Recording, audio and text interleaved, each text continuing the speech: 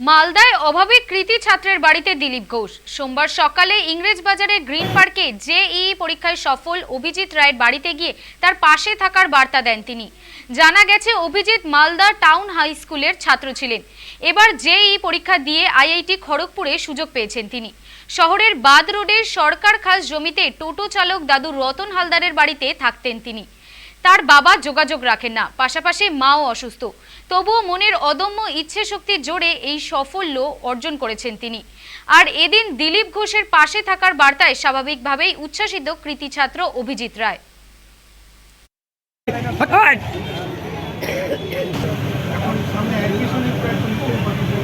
Sir বললেন, Dilip sir, যে খুব সাহায্য করুন পরবর্তীকালে। তো খুবই খুশি হয়েছি। আমি জেডব্লিউ অ্যাডভান্স এক্সাম দিয়েছিলাম, তো 9 তারিখ ওটার রেজাল্ট বেরিয়েছিল। তো ওটাতে আমার যাই হোক সাফিসিয়েন্ট র্যাঙ্ক এসছে 1910 এসসি র্যাঙ্ক, যেটাতে আমার ফার্স্ট কাউন্সিলিংয়ের রেজাল্ট বেরালো 20 তারিখ।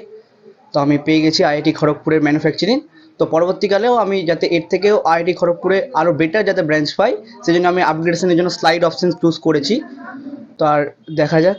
আর ব্যাপারটা হচ্ছে, আমার ফাইন্যান্সিয়াল কন্ডিশন অতটা ঠিক নাই। এরকম আরও অনেক সংস্থা যাতে এগিয়ে আসুক, যাতে আমার পরবর্তীকালে যে ফিউচারে যে এক্সপেন্সেসগুলো, মানে বিটেক কলেজে পড়া তো চারটিখানি কথা না, আইআইটি কলেজ পেয়েছি ঠিকই, কিন্তু সেখানে খরচাটাও অনেক। দিলীপবাবু বললেন যে ওনার নাম্বারটা দিলেন, ওনার নাম্বার দিয়ে বললেন যে পরবর্তীকালে আমাকে ফোন করিও, আমি আরও তোমার পাশে দাঁড়িয়ে আছি। চালান বাবা নিরুদ্দেশ, মা মানসিক রোগী, সেই বাড়ির থেকে লড়াই করে একটি বাচ্চা ছেলে বড় হয়েছে, পড়াশোনা করেছে, আইআইটিতে চান্স পেয়েছে খড়গপুরে। আমি শুনে তার সঙ্গে দেখা করতে এসেছিলাম। আমাদের জেলা প্রেসিডেন্ট নিজে তার জন্য কিছু সামগ্রী, ব্যাগ, বইয়ের ব্যবস্থা করেছেন, আর তাকে সেটা দিয়ে গেলাম। আজকে আমরা আশীর্বাদ এবং শুভেচ্ছা জানিয়ে গেলাম।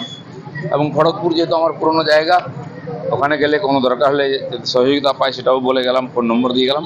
সেই জন্য তার বাড়িতে এসেছিলাম, অভিজিতের বাড়িতে।